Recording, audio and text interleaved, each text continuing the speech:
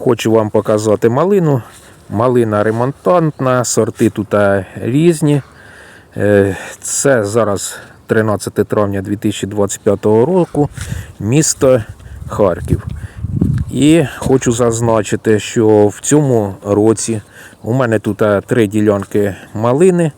І в цьому році одна ділянка зовсім не зійшла. Довго не сходила, вже друга малина попіднімалася. Я взяв лопату, не полінився, прокопнув рядок цієї малини і виявилося, що коріння зовсім пропало. Чому так, хто його знає. Взагалі хочу сказати, що останні роки відбувається взагалі щось непонятне. Я взагалі таке вже думаю, може це радіація, тому що навіть отак в садку ростуть дерева в рядок, наприклад, вишні.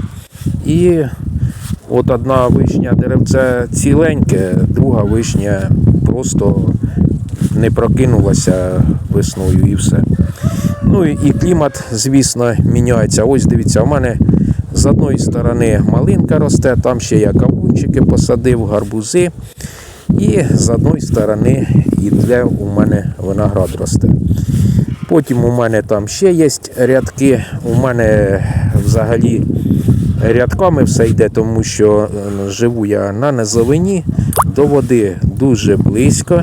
І тому у мене прокопані такі канавки, щоб вода краще сходила. Так, дивіться, ось теж міжряддя, між виноградом я посадив ще там деревця, тут ось канавка і там знову виноград. Якось так.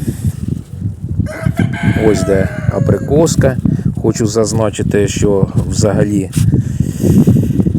ось дивіться, люблю я так посадити возле деревець клубничку навіть, щоб вона цвіла, щоб клубничка була, щоб було все красиво.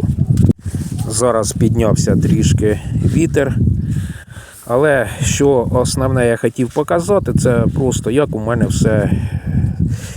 Там виноград, там малинка і дуже все прекрасно виглядає, навіть деревця є.